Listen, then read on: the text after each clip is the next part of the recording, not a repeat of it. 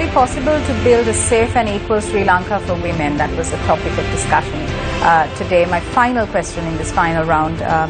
I start off with Dr. Bilesha Veeraratna, Research Fellow, Institute of Policy Studies. Dr. Bilesha, your area of expertise is migration.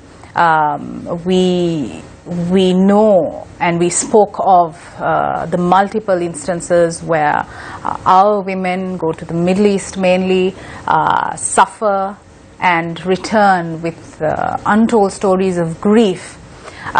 You spoke of the manner in which procedures have been formulated, streamlined, implemented. However, you also spoke about the loopholes in the systems, the issues inherent in the system, which you said, where you said that there were attempts made to rectify these issues, but that they still exist. Now, on this show, we try to raise awareness on a call to action instead of just letting it be about rhetoric.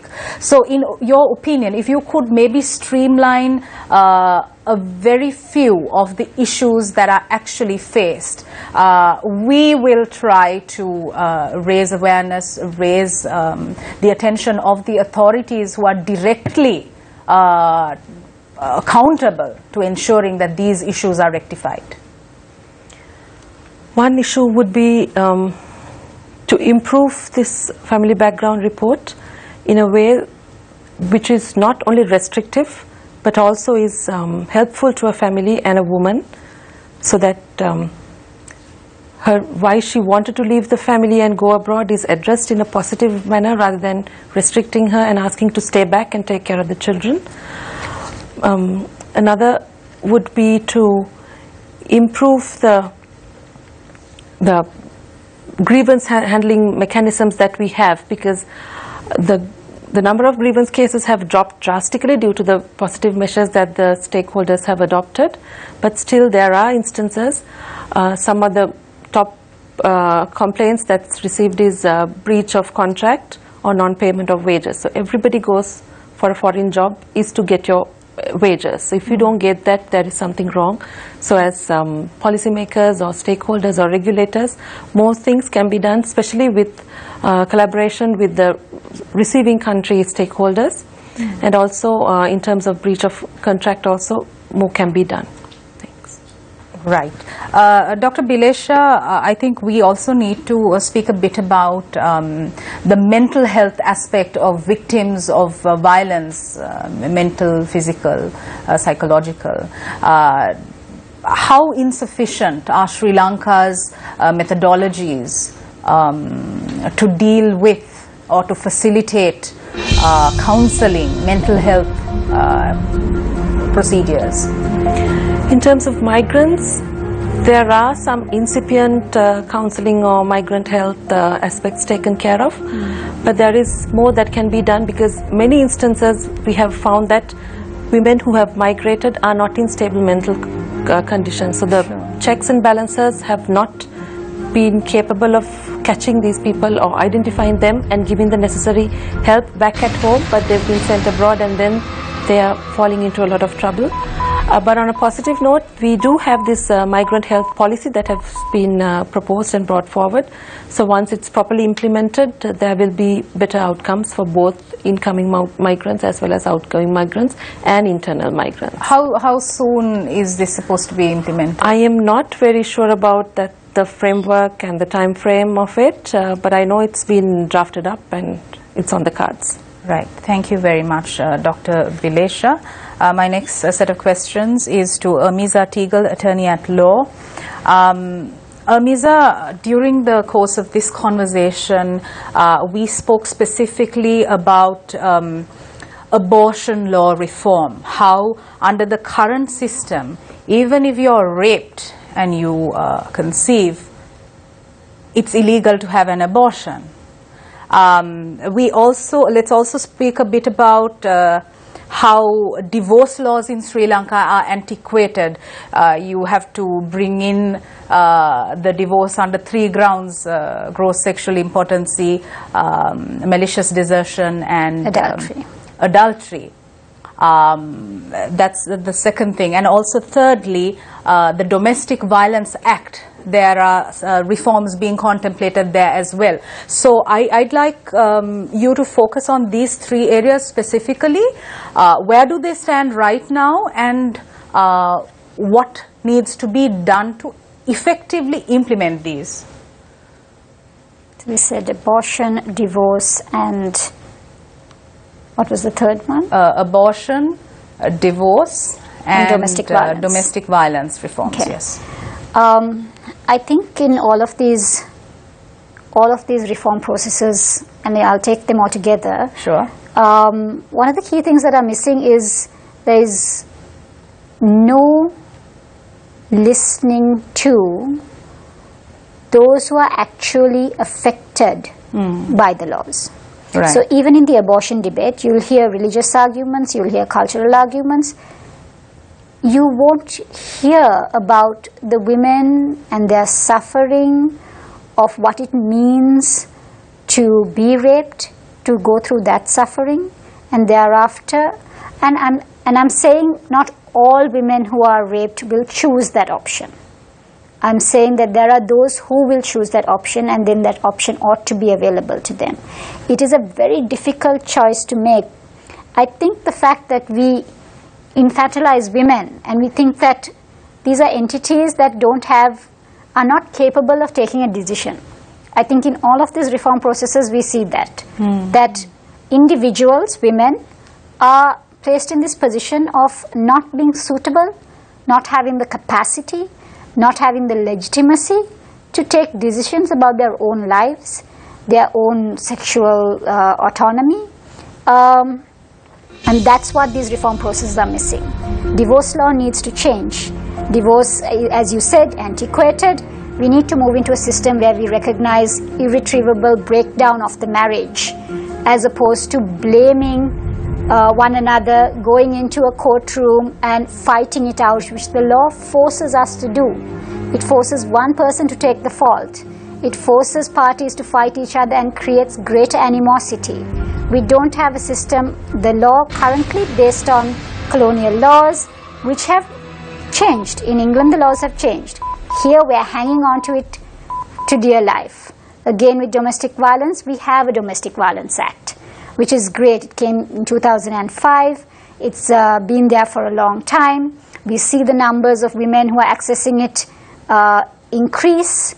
But still the law doesn't recognize, like I said, the lived realities of these women, and does not do as much as it can do to address their issues. Everything from psychological to physical impact of domestic violence needs to be addressed through this law. But I believe with the Domestic Violence Act, there are amendments on the cards. The Cabinet has given approval to the amendment legislation, and I think it's at the legal draftsperson's office at the moment. Very quickly also, if you could focus on another area which has victimized Sri Lanka's women, the Muslim Marriage and Divorce Act. There are reforms on the cards there as well, but there are so many delays. The delays are close to now 50 years of actual committees being appointed and recognizing by the state. The state has appointed committees as far back as the 1970s. And committee after committee, we have seen recommendations come out. Yeah, but this time we are seeing Justice Masoof's report has been... Which is another committee and another set of reports that have come out. Yes, which but have that has been given to the Minister? The Minister of Justice? It has been submitted to the Ministry of Justice. The Ministry of Justice is currently in possession of the committee report on MMDA reforms. It was submitted in January of this year. To date, nothing has been done. It has not been released to the public as of yet, and that is something that many women's groups are asking, that again, women are allowed to engage in the public debate about laws that will affect their lives.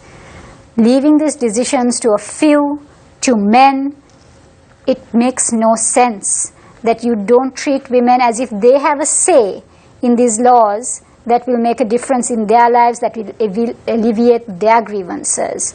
And I think even in moving forward, one of the main reasons that has been bandied in the news reports is that there is a diversity of views, even within the report that has come out, Justice Salim Masoof's report, and that may be one of the reasons why that the process has stopped, and the ministry may be looking for consensus from the community. But I think the fact that there is diversity of positions is common. On any of these reforms that we are talking about, you're going to see a range of views, a spectrum of views. So even to see a spectrum of views from within the Muslim community, where one group is going to say minimum age should be 16, and the other group is going to say minimum age should be 18. I think the most important thing there again, and I don't think I can emphasize this enough, is that you need to listen to the women who are affected, and that really should be the swing word. That really should be the voice that decides, as much as any of the other stakeholders have, and I think are the louder voices today. The voice of women, the voice of the affected women, don't have a place, and that the state can provide. The Ministry of Justice can provide that platform, can recognize these voices and say, you too have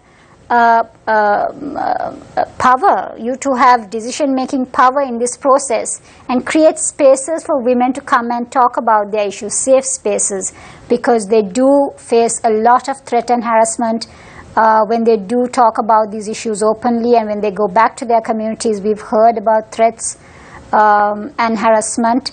So even creating the safe spaces, I would feel, is the responsibility of the state. Thank you very much, Miza Teagle, for that comprehensive conclusion. My final question for tonight is to Jayanthi Kuru Utumpala. Jayanthi, we are told that boys don't cry. Given the discussion, the discourse that we had this evening specifically, what would you say is your message to the young boys, the men, the fathers, the sons, the businessmen, the policymakers watching this program tonight? Because this is an important issue after all, and we need to raise awareness on this. What is your message to the boys? So just drawing from a few of the things I said earlier, the key message here is to understand that the society we live in, not only in Sri Lanka but it is global also, is a male-dominated system, so which means it's patriarchal. But what's important to recognize and understand is also that this patriarchal system actually doesn't only affect women, it also affects men, right, in ways that disadvantage men. Like, for example, if you think about the breadwinner, who is so-called the breadwinner of the family, you know, who is expected to provide for the family, to be the sole earner. And it's almost like in some families, again, maybe in Colombo, but maybe more rural, where if you're a proper man, you would be able to provide enough money for the entire family, and your wife doesn't need to work, right? But of course, she has a right to go and work, but that's another point. But here to understand also that both parties are equally educated today, many of them, you know, women have doctorates. So both husband and wife, or men and women, can also work and as a family bring the children up together, raise the children together. Men can also then, in terms of when you go back to boys don't cry, this famous, I mean, well-known sentence rather, what does it do? It's a society, again, a statement that's used in our society very often, even to boys who are really small, where they say, "Kellek wage andanna epa," you know, or boys don't cry. Chi, what is this nonsense, you know? But think about what that does to the boy as well, because at whatever age, whether you're 5 or 7, you also grow up without being able to then express your emotions, and you're sort of almost emotionally castrated in that sense of keeping it all in and unable to then express. And what does it end up in? In aggressive, violent behavior. Not for everyone, but in cases where we have spoken about many cases. The incident today about the murder of this singer, the woman who was killed in her own house by her partner. So you wonder, and also men are known to have more heart attacks because they don't talk about their emotions, feelings, you know, studies have shown that as well, because they're not supposed to show that you have emotions or feelings because it's not manly enough. So again, question these norms is what I would say. If someone says, oh, as a boy you shouldn't be doing tap dancing, or shouldn't be doing ballet or anything, or Bharatanatyam, question those norms and find out where they're from, and realize that actually if you have a passion for something, you should be able to follow your dream and go after that, because then you will be good at what you're doing. Yeah? Jayanthi, in your opinion, do you think we need to have and that we can have faith that there will be positive steps taken in this direction in the next few years. I mean, we see activists such as yourselves campaigning in the real spirit of the word. I mean, Amisa in terms of legal reform, Dr. Bilesha, yourself, in different ways, but still campaigning effectively. However, at the end of the day, we need political will for laws to be enacted and effected. Must we have hope, and where do we draw this hope from, is my final question to you, because I do want to conclude this program on a positive note. Well, I mean, definitely I would say we all should live in hope, absolutely.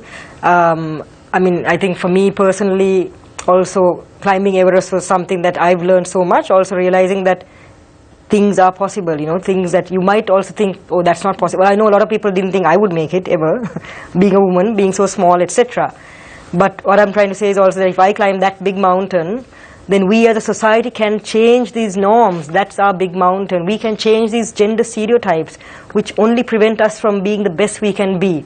And it's changing again from the younger generation, I think, because there's more discussion and debate through social media, there's more access to information. And it's important to, I think, particularly as a media, having this program, I think, is a great idea, and I hope you would do more of that. But maybe even in the other languages, it will be fantastic if this kind of topic is brought up in a very positive way, because it can be spoken about negatively. But I think change is possible. We have to all work at it and pitch in, not just only women or only men. All of us together can work towards that. Thank you very much. We've come to the end of the show. Slightly overrun, but a fantastic conversation indeed. I'd like to thank our guests for joining us this evening. Dr. Bilesha Veeraratne, Research Fellow at the Institute of Policy Studies. Thanks so much for your contribution to this program. Jayanthi Kurutumpala, women's rights activist and mountaineer. Thank you, Jayanthi. And finally, Amisa Teagle, attorney at law. Thank you for being on the show with us. Thank you also to Charita Fernando and Charlene Benedict for joining us and for all the fantastic questions. Now, tonight's topic focused on the rights of Sri Lanka's 51%.